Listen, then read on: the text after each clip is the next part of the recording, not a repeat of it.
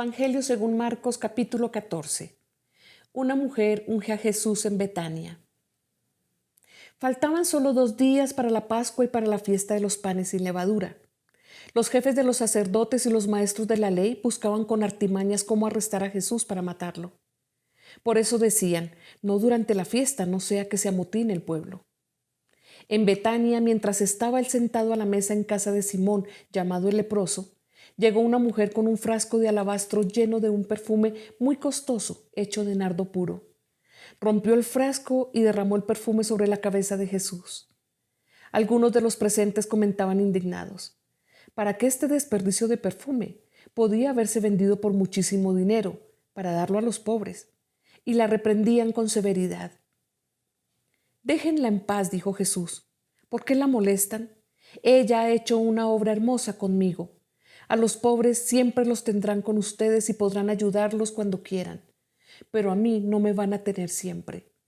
Ella hizo lo que pudo, ungió mi cuerpo de antemano preparándolo para la sepultura. Les aseguro que en cualquier parte del mundo donde se predique el Evangelio, se contará también en memoria de esta mujer lo que ella hizo. Judas Iscariote, uno de los 12, fue a los jefes de los sacerdotes para entregarles a Jesús. Ellos se alegraron al oírlo y prometieron darle dinero, así que él buscaba la ocasión propicia para entregarlo. La cena del Señor.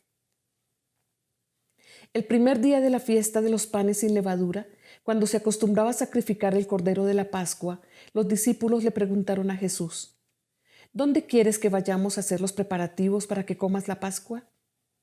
Él envió a 2 de sus discípulos con este encargo: vayan a la ciudad y les saldrá al encuentro un hombre que lleva un cántaro de agua. Síganlo. Y allí donde entre, díganle al dueño: el maestro pregunta, ¿dónde está la sala en la que pueda comer la Pascua con mis discípulos?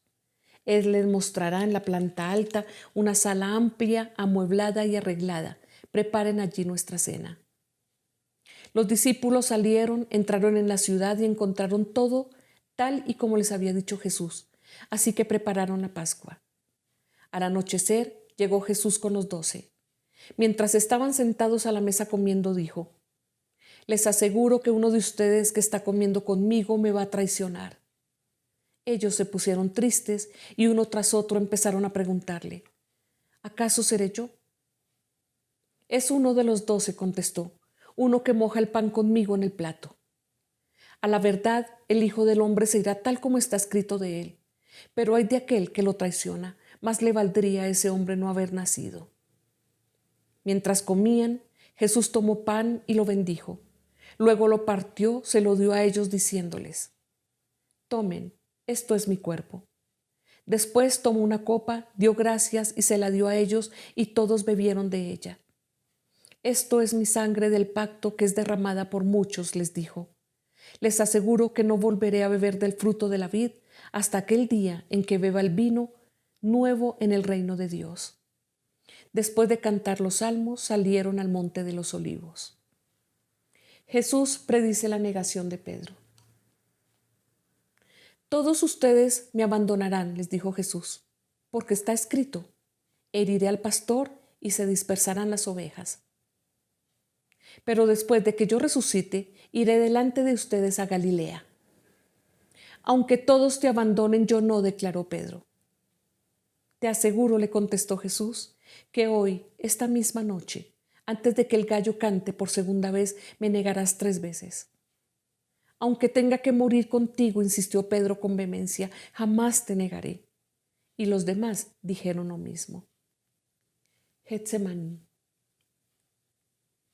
Fueron a un lugar llamado Getsemaní, y Jesús les dijo a sus discípulos: siéntense aquí mientras yo oro. Se llevó a Pedro, a Jacobo y a Juan, y comenzó a sentir temor y tristeza. Es tal la angustia que me invade que me siento morir, les dijo. Quédense aquí y vigilen. Yendo un poco más allá, se postró en tierra y empezó a orar que, de ser posible, no tuviera el que pasar por aquella hora.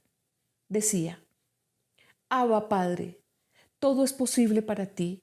No me hagas beber este trago amargo, pero no sea lo que yo quiero, sino lo que quieres tú. Luego volvió a sus discípulos y los encontró dormidos.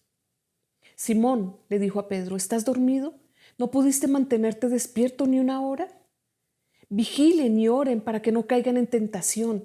El espíritu está dispuesto, pero el cuerpo es débil. Una vez más se retiró e hizo la misma oración. Cuando volvió, los encontró dormidos otra vez porque se les cerraban los ojos del sueño. No sabían qué decirle. Al volver por tercera vez les dijo, ¿siguen durmiendo y descansando? Se acabó. Ha llegado la hora. Miren, el Hijo del Hombre va a ser entregado en manos de pecadores. Levántense, vámonos. Ahí viene el que me traiciona. Arresto de Jesús. Todavía estaba hablando Jesús cuando de repente llegó Judas, uno de los 12. Lo acompañaba una turba armada con espadas y palos, enviada por los jefes de los sacerdotes, los maestros de la ley y los ancianos. El traidor les había dado esta contraseña: al que yo le dé un beso, ese es. Arréstenlo y llévenselo bien asegurado. Tan pronto como llegó Judas, se acercó a Jesús. Rabí, le dijo, y lo besó. Entonces los hombres prendieron a Jesús, pero uno de los que estaba ahí desenfundó la espada e hirió al siervo del sumo sacerdote cortándole una oreja. ¿Acaso soy un bandido, dijo Jesús, para que vengan con espadas y palos a arrestarme? Día tras día estaba con ustedes enseñando en el templo y no me prendieron. Pero es preciso que se cumplan las Escrituras. Entonces todos lo abandonaron y huyeron. Cierto joven que se cubría con solo una sábana iba siguiendo a Jesús. Lo detuvieron, pero él soltó la sábana y escapó desnudo. Jesús ante el consejo. Llevaron a Jesús ante el sumo sacerdote y se reunieron allí todos los jefes de los sacerdotes, los ancianos y los maestros de la ley. Pedro lo siguió de lejos hasta dentro del patio del sumo sacerdote.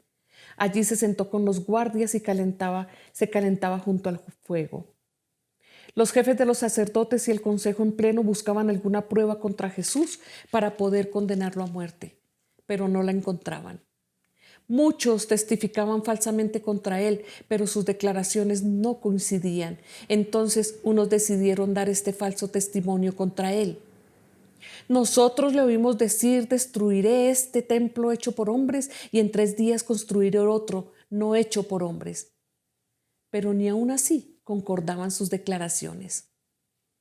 Poniéndose de pie en el medio, el sumo sacerdote interrogó a Jesús. ¿No tienes nada que contestar? ¿Qué significan estas denuncias en tu contra? Pero Jesús se quedó callado y no contestó nada. ¿Eres el Cristo, el Hijo del Bendito?, le preguntó de nuevo el sumo sacerdote. Sí, yo soy, dijo Jesús. Y ustedes verán al Hijo del Hombre sentado a la derecha del Todopoderoso y viniendo en las nubes del cielo. ¿Para qué necesitamos más testigos?, dijo el sumo sacerdote, rasgándose las vestiduras. Ustedes han oído la blasfemia. ¿Qué les parece? Todos ellos lo condenaron como digno de muerte. Algunos comenzaron a escupirle, le vendaron los ojos y le daban puñetazos. Profetiza, le gritaban. Los guardias también le daban bofetadas. Pedro niega a Jesús. Mientras Pedro estaba abajo en el patio, pasó una de las criadas del sumo sacerdote. Cuando vio a Pedro calentándose, se fijó en él. Tú también estabas con ese nazareno, con Jesús, le dijo ella. Pero él lo negó. No lo conozco, ni siquiera sé de qué estás hablando. Y salió afuera a la entrada. Cuando la criada lo vio allí, les dijo de nuevo a los presentes: este es uno de ellos. Él lo volvió a negar. Poco después, los que estaban allí le dijeron a Pedro: seguro que tú eres uno de ellos, pues eres Galileo. Él comenzó a echarse maldiciones. No conozco a ese hombre del que hablan, les juro. Al instante, un gallo cantó por segunda vez. Pedro se acordó de lo que Jesús le había dicho: antes de que el gallo cante por segunda vez, me negarás 3 veces. Y se echó a llorar. Es palabra de Dios.